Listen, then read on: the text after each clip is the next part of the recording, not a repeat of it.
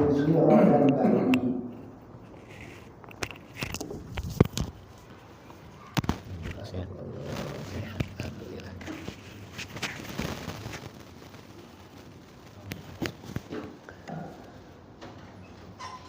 Kita ulang.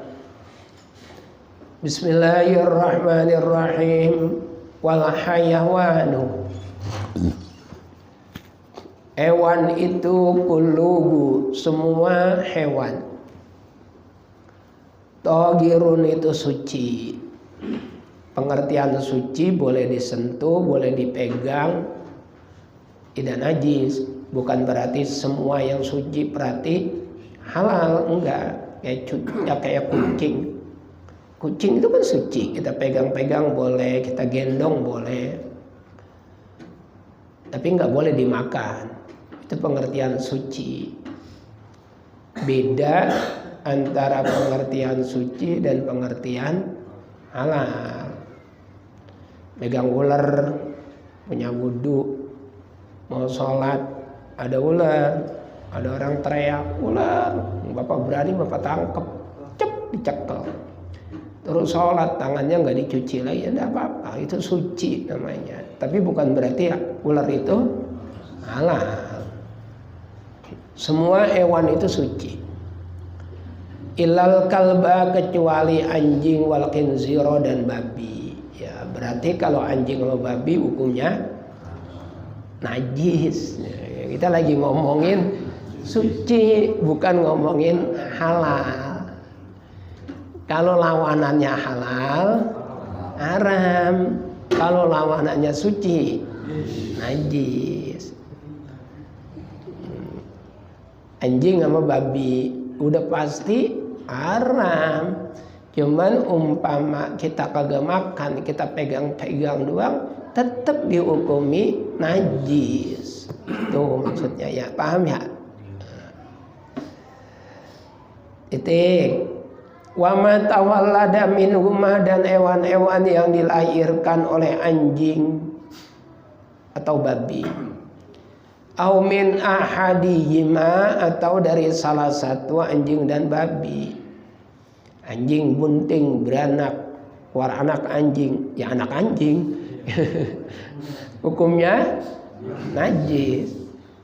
Nah, terus umpama anjing kawin sama kambing, anjingnya beranak punya anak kambing, tetap hukumnya najis dan haram.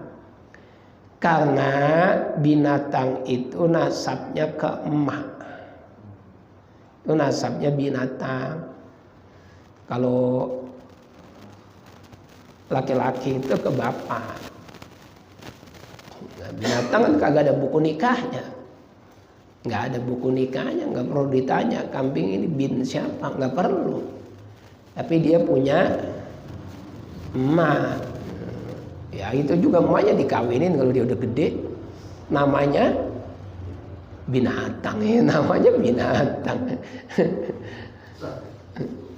Makanya Syekh Abdul Qadir Al-Jilani radhiyallahu anhu itu dia antara makalahnya, orang yang bijak adalah orang yang berkata ketika dia bertemu orang yang lebih tua daripada dia akan berkata, alangkah mulianya orang tua itu karena usianya lebih tua dari saya, maka ibadahnya lebih banyak dari saya kalau ketemu orang tua. Ketika bertemu dengan yang lebih muda, dia akan berkata, alangkah beruntungnya anak muda itu karena usianya lebih muda dari saya, pasti dosanya lebih dikit dari saya. Ketika dia melihat binatang, dia akan berkata, binatang itu kawin di jalanan, kawin sama saudaranya sendiri, kawin sama emaknya sendiri. Orang binatang gak punya akal. Dia makan tanaman orang, dia ngerusak tanaman orang, ya dia binatang. Ya jangan-jangan saya lebih rendah dari binatang. Karena saya punya akal, tapi kelakuan saya mirip-mirip sama binatang. Suka ngerusak, suka makan yang bukan milik saya. Ya kadang-kadang suka kawin sama yang tidak halal. Banyak kan ya. Walaupun bukan dengan mahramnya. Dia kawin dengan mahram ya mungkin ada, tapi jarang sekali. Tapi kalau orang kawin bukan dengan mahramnya banyak sekali. Pengertian kawin itu tidak disertai akad nikah itu loh. Artinya apa? Zina. Banyak terjadi. Nah itu kan perilaku binatang. Perilaku binatang yang tidak dilandasi hubungan pernikahan. Terus kalau lihat orang kafir juga dia berpikir, nah iya orang kafir itu sekarang dia kafir. Bagaimana kalau Allah takdirkan di akhir ayatnya dia mengucapkan syahadat, semua dosanya diampuni. Tapi kita yang sekarang muslim, siapa yang jamin kita matinya husnul khotimah? Nah itulah pentingnya untuk tidak merasa lebih baik dari siapapun, bahkan termasuk dari binatang. Bahkan Imam Abu Hanifah itu pernah ketemu sama anjing. Karena dia takut dijilat sama anjing, maka gamisnya diangkat. Abu Hanifah, ternyata anjing itu berbicara. Dan Abu Hanifah diberikan anugerah sama Allah memahami bahasa anjing itu. Apa kata anjingnya? Wahai sang imam, pendiri mazhab Hanafi, orang yang pengikutnya paling banyak pada zaman itu, serendah itu ke aku di hadapanmu, sampai kamu melihat saya, gamismu harus diangkat. Bukankah saya ini ciptaan Allah juga? Kata anjing itu. Kalau memang kakimu terkena saya yang kamu hukumi najis mughaladzah, kan bisa kamu cuci 7 kali. Salah satunya dicampur debu, maka kakimu akan bersih lagi. Kalau gamismu yang terkena saya, gamismu pun bisa dicuci 7 kali. Salah satunya campur debu, maka gamismu akan suci lagi. Tapi kamu memandang rendah ciptaan Allah. Pertanyaan saya, bagaimana cara kamu membersihkan hatimu yang kotor itu? Imam Abu Hanifah menangis, lalu bertaubat pada Allah gara-gara ketemu anjing. Nah itu kita pentingnya untuk tidak merasa lebih baik, tidak merasa lebih mulia, tidak merasa lebih hebat, apalagi merasa lebih berjasa dari siapapun, termasuk kepada ciptaan Allah yang lainnya. Anjing, babi, yaitu ciptaan Allah. Kita lanjutkan lagi. Wal maitatu, bangkai. Sekarang kita ngomongin bangkai, bangke, kalau bahasa Betawinya bangke. Kulluha, semua jenis bangke. Mau bangkai apa kek? Najisatun, hukumnya najis. Illa samaka, kecuali ikan. Ada pengecualian. Wal jaroda, dan balang. Wal adamiyah, dan bangkai manusia. Tuh, bangkai ikan, bangkai balang, bangkai orang itu tidak najis, suci. Kita rata-rata Beli ikan di pasar hidup apa mati? Mati, itu bangke. Berarti kita makan bangke. Tetapi bangke ikan hukumnya suci dan halal. Wahillat lana maitatani as-samaku wal jarodu. Kata Nabi, kami dihalalkan 2 bangkai. Yang pertama ikan, yang kedua belalang. Ikan apa juga halal. Semua jenis ikan itu halal. Kecuali yang berbahaya. Nah itu haramnya bukan karena ikannya, karena bahayanya. Bahayanya hilangin dulu. Maka jadi halal. Ikan paus, ikan hiu, lah kalau doyan silakan. Masalahnya nangkepnya yang susah. Mancing hiu, nangkepnya. Yang umum aja dah, yang umum. Bandeng itu kita beli rata-rata mati. Makanya ada anekdot kan. Apa yang pantas dibawa orang mati. Tuh. Jawaban kita pasti amal.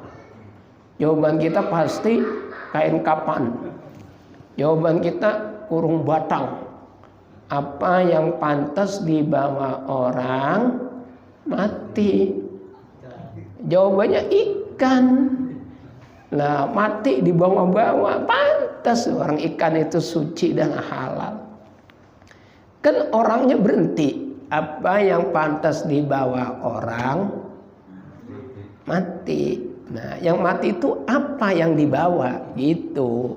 Kalau ngomongnya begini, apa yang pantas dibawa orang mati itu baru. Yang mati apanya? Orangnya. Ini kan apa yang pantas dibawa orang mati. Nah, yang mati itu apa yang dibawa? Mati. Bandeng. Sama juga kan Bapak anekdot begitu. Sholat sebari kentut, batal apa kagak? Ya kagak batal. Yang sholat kita yang kentut sobari, bagaimana batal? Sholat sebari kentut tuh.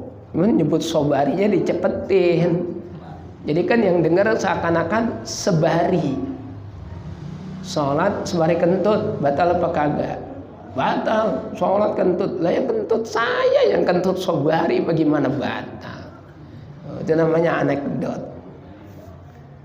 Ting, ikan, belalang, manusia.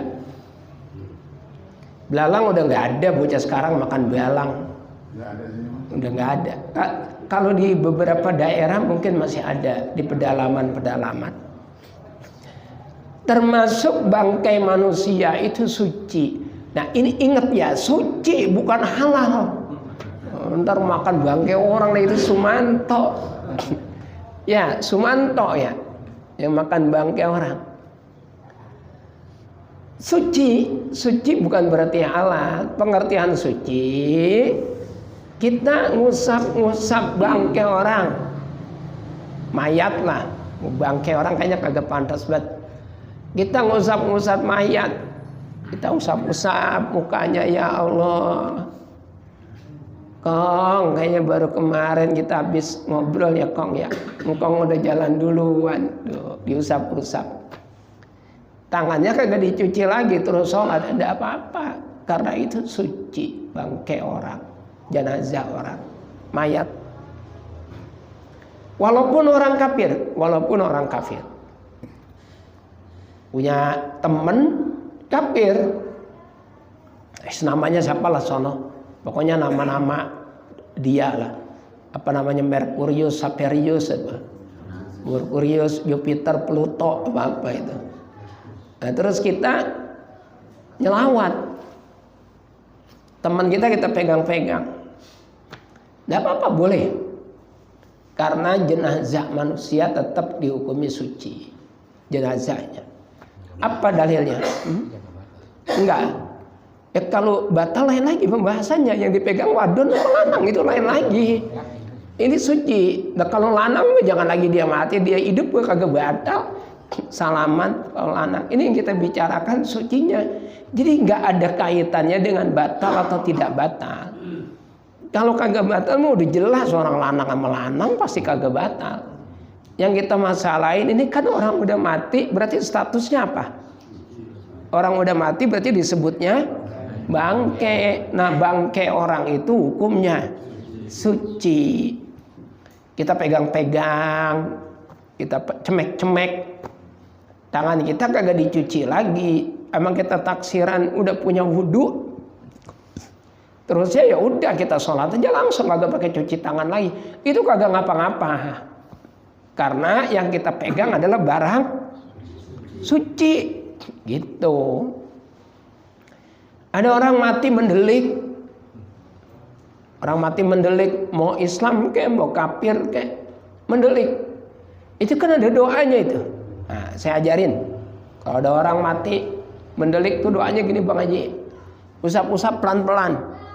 Bismillahi wa ala millati Rasulillah. Coba. Gampang kan? Tambahin belakangnya sallallahu alaihi wasallam. Kan Rasulillah. Kalau itu nggak perlu diapalin, sallallahu pasti udah hafal.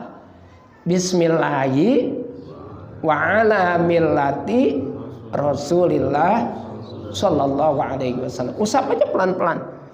Bismillahi wa ala millati Rasulillah sallallahu alaihi wasallam. Bismillahi wa ala millati Rasulillah sallallahu alaihi wasallam. 3 kali gak dibaca udah merem dia. Mau orang Islam kayak mau orang kafir ya sama, insya Allah merem. Kalau udah kita bacain itu berkali-kali masih melek juga, taruhin duit matanya. Kan kiranya bercanda kan? Udah beneran. Duit gobangan. Cari zaman dulu ada yang cepean gede itu yang tebal ya. Berat. Sekarang udah susah nyarinya Bang Yusuf. Udahlah yang ada aja. Nah ininya pokoknya duit Bang Haji. Matanya rapetin dulu, taruhin duit logam. Matanya rapetin dulu, taruhin duit logam. Ini pituah, orang Jawa tua. Orang Jawa tua. Taruhin mata. Jangan duit cepean. Cepean kertas. Lantar dikantongin sama dia. Hidup lagi. Nah coba kalau nggak percaya, ntar kalau ada yang mati praktekin. Tuh. Itu ijazah itu. Khusus untuk jamaah pondok umum. Artinya biar merem. Artinya biar merem gitu Bang. Saya nggak tahu Bang Yusuf. Apa hikmah di balik itu? Ya hikmahnya ya biar merem paling itu. Cuman kenapa harus pakai duit ya? Saya nggak tahu. Itu pituah ya. Yang penting praktek itu sudah temurun-temurun dan itu manjur gitu. Apakah bertentangan dengan syariat? Enggak, kan duitnya enggak kita kuburin. Kecuali kalau duitnya ntar ngikut kita kuburin tuh, baru nggak boleh. Nah, udah duitnya habis dimandiin, gue udah copotin. Sebelum dimandiin kayak udah kita copotin, ya kan? Jangan. Boleh ngerok. Nah itu kalau buat ngerok pasti manjur itu, karena bekas nutupin mayat. Kalau perlu bawa kemana-mana itu jadi jimat. Ntar kalau dibacok orang kagak bakalan mempan. Kalau bacoknya dari Cirebon. Dah. Kita lanjutin. Emang boleh nyelawat sama orang non muslim? Boleh banget. Boleh. Kita punya teman pabrik ya, kafir non muslim meninggal dunia, kita nyelawat boleh. Kita belanja sama orang kafir boleh. Bangun musola, bangun masjid, ada sumbangan dari orang semen 100 sak. Belinya di mana? Cina, material. Boleh itu hubungan muamalah namanya. Nggak ada kaitannya sama akidah. Nggak ada. Boleh. Boleh banget. Termasuk kita jelawat orang kafir boleh. Doain boleh Ustaz? Boleh. Nah, cuma kalau doain ada batasannya. Tidak boleh mendoakan mereka agar dosa-dosanya diampuni Allah. Nah itu yang nggak boleh. Bapak-bapak, yuk kita baca Fatihah, tahlil, tahmid, tadzkir. Kita doakan saudara kita ini Merkius, mudah-mudahan diampuni Allah, diterima amal ibadahnya, dijadikan kuburnya taman surga. Nah, itu tidak boleh. Doainnya bagaimana? Kita doakan mudah-mudahan keluarga yang ditinggalkan diberikan kesabaran. Boleh. Mudah-mudahan keluarga yang ditinggalkan diberikan hidayah. Cakep banget.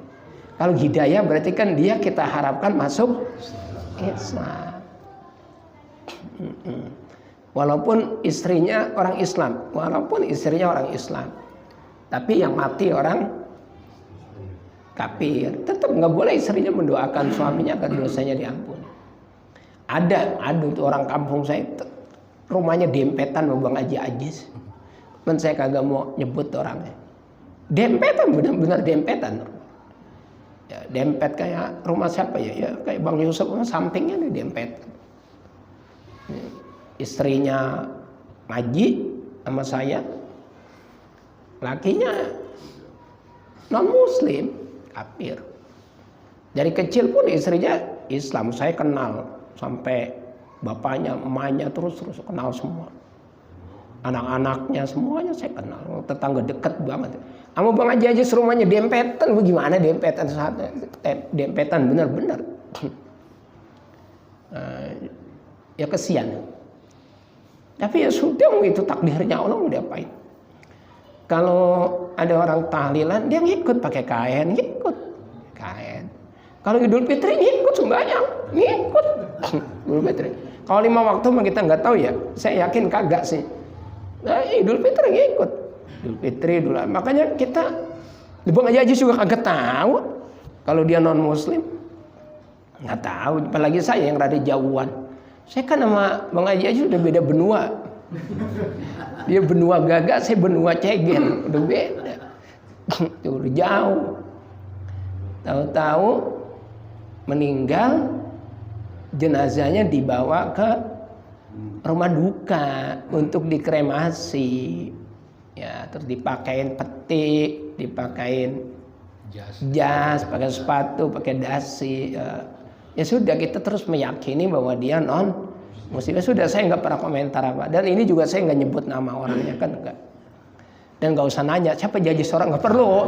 Itu namanya kepo.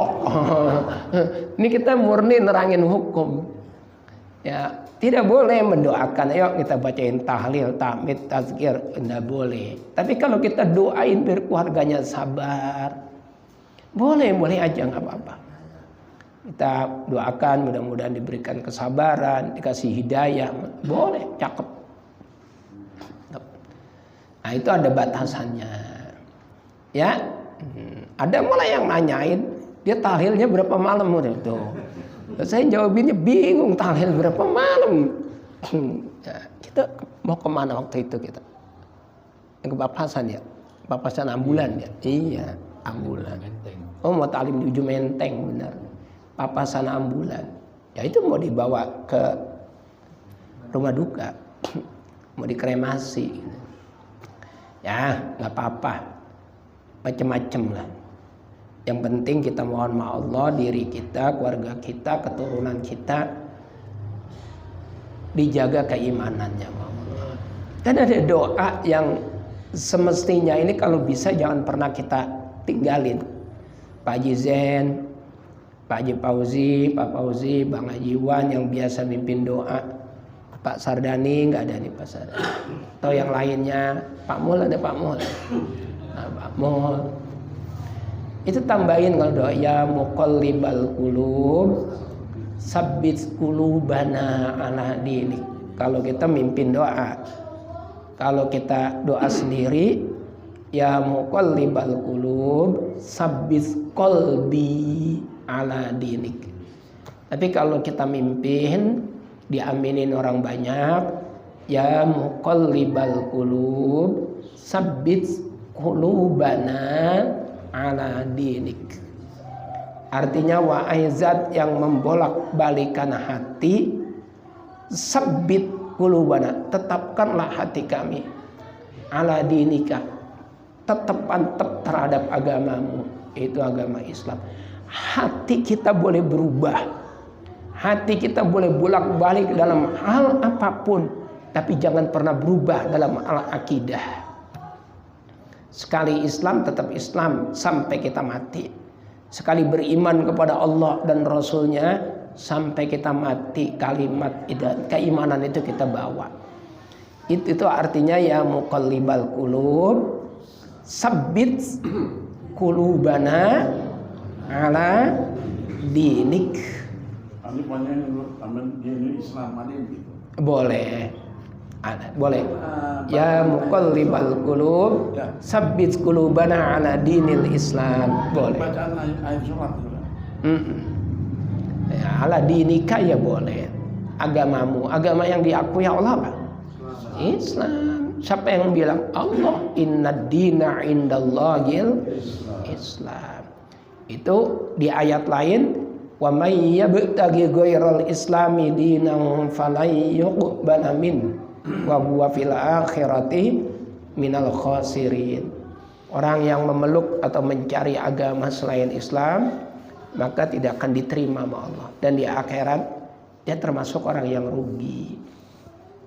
Di dalam ayat yang lain surat Al-Maidah, al-yauma akmaltu lakum dinakum wa atmamtu alaikum ni'mati wa raditu lakumul Islam madina. Kata Allah, yang aku ridho itu agama Islam doang. Tuh. Jadi yang dimaksud dengan ala dinik ya agamanya Allah, berarti agama Islam. Kalau mau diganti ya muqallibal qulub sabbit qulubana ala dinil Islam ya boleh, enggak apa-apa. Boleh, sama aja.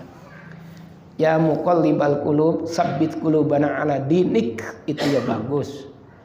Atau ada lagi yang nambahin ya musarrifal qulub sarrif qulubana ala ta'atik, ya itu ya boleh. Itu kepanjangan agak apal. Itu aja tadi ya muqallibal qulub sabbit qulubana ala dinik. Itu kita minta sama Allah, hati saya ini boleh berubah ya Allah, apa aja boleh berubah. Bisa suka, bisa tidak suka. Sekali ini kita dermawan, mungkin besok kita pelit, kan macam-macam namanya manusia. Hari ini kita lembut, mungkin besok kasar, kan gitu ya namanya orang. Hari ini kita nangis, besok kita tertawa, kan gitu. Bolehlah semua hati kita ini berubah-berubah. Pagi hijau, siang kuning, malam coklat, berubah-ubah terus, silakan aja. Yang penting jangan pernah berubah terhadap agamanya Allah. Sampai kapanpun sekali Islam tetap Islam, jangan pernah bergeser dan berubah. Titik.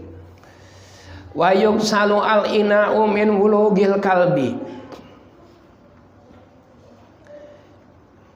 Benda-benda yang dijilat oleh anjing, wal khinziri, dan juga babi, yugsalu dicuci, dibersihkan, dicuci sab'a marratin 7 kali. Bima'in togurin, dengan air yang suci. I'dahunna, salah satu dari 7 tersebut, mas'ubatun, dicampur, dilebur, biturabi, dengan debu, dengan tanah, atau guri yang suci. Titik.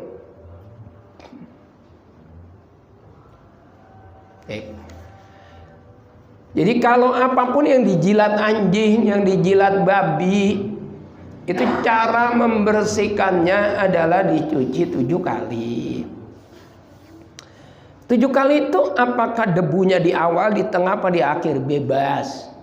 Cuman saran saya sebaiknya di tengah, jangan di depan atau di akhir. Kalau di akhir, kulit kita belepotan sama debu. Tapi kalau kita air, baru kita campurin debu, kan belepotan. Kita siram lagi, bersih lagi, siram lagi, tambah bersih. Kenapa anjing jilatannya harus dibersihkan sampai 7 kali. Ada seorang dokter, tapi juga praktisi hukum agama, namanya Dr. Al-Ismaklawi. Beliau mengatakan air liur anjing itu mengandung virus toxkarasin namanya. Mengandung virus toxkarasin. Jika terkena orang,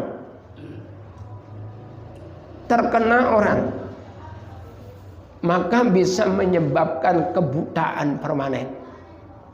Belum lagi bakteri-bakteri yang lainnya yang bisa membawa doror, bahaya berat untuk orang yang terkena virus atau bakteri anjing tersebut.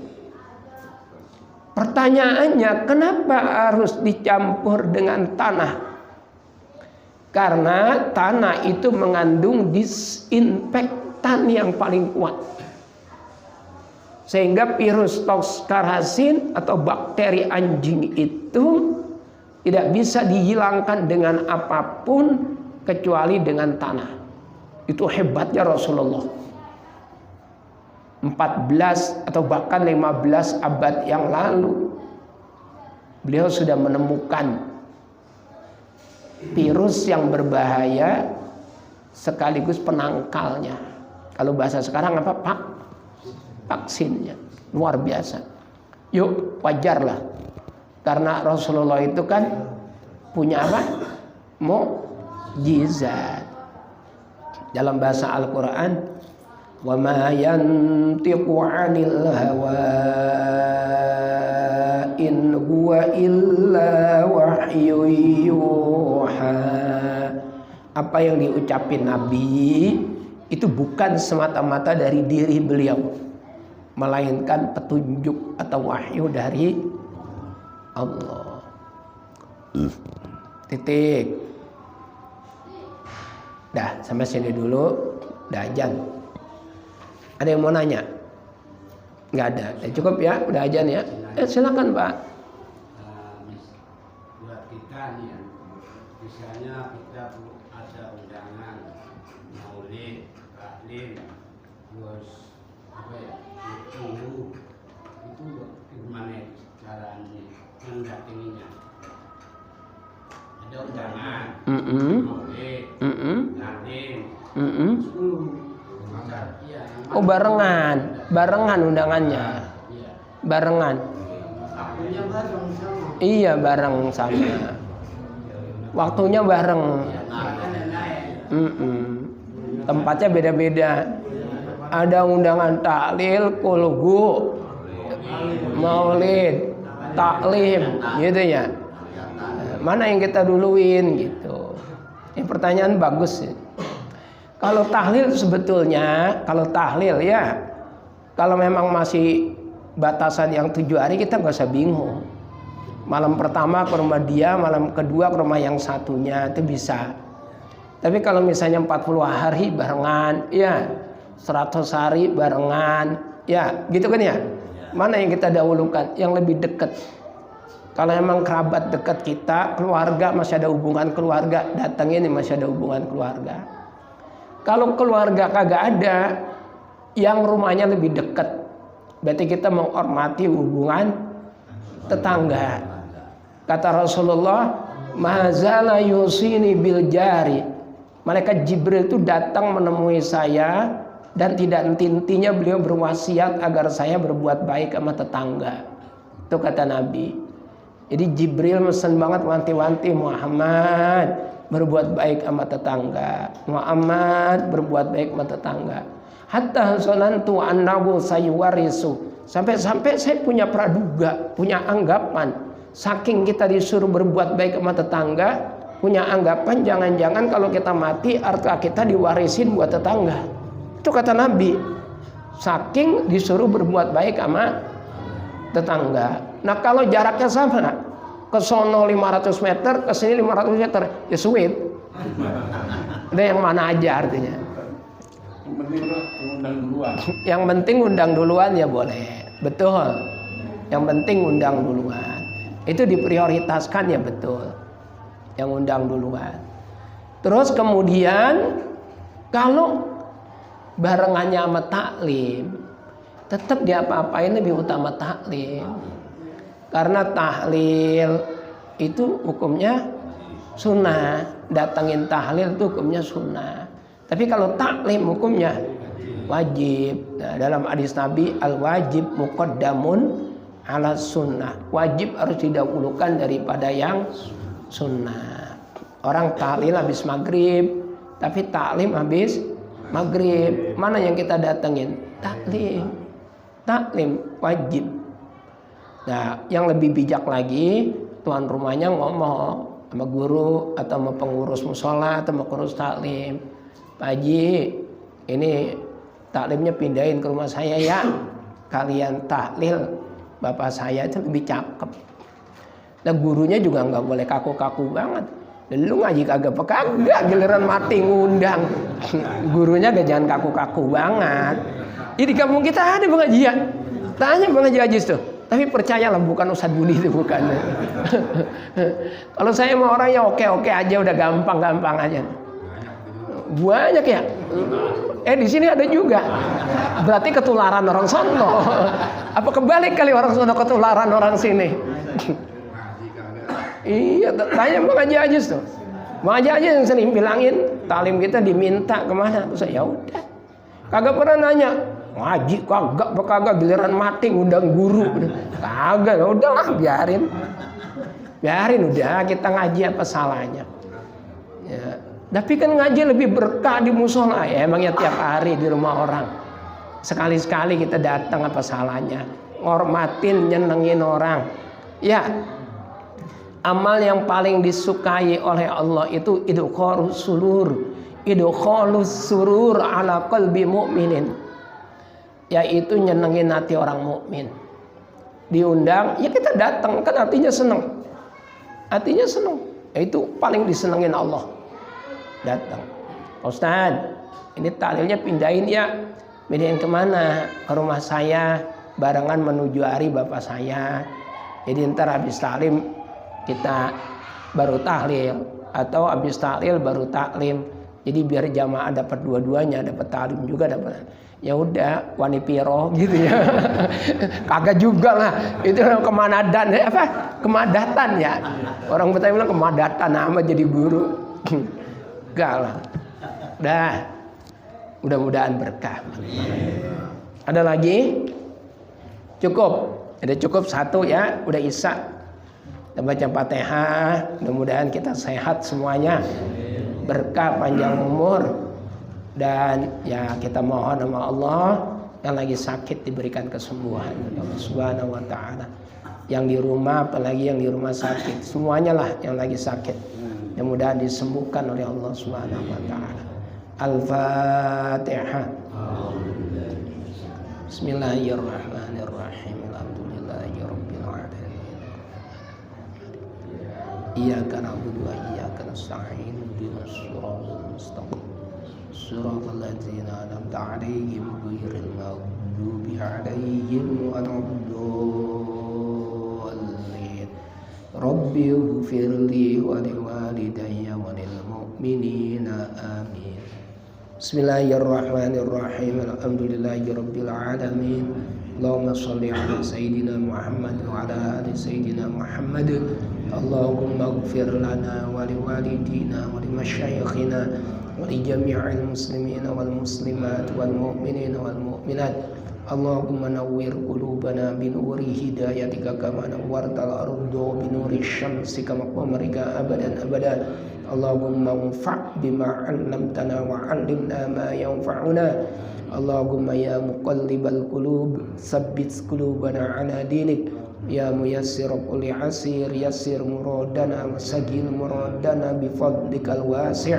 Rabbana atina fid dunya hasanah wa fil akhirati hasanatan wa qina adzabannar. Walhamdulillahi rabbil alamin. Assalamualaikum warahmatullahi wabarakatuh.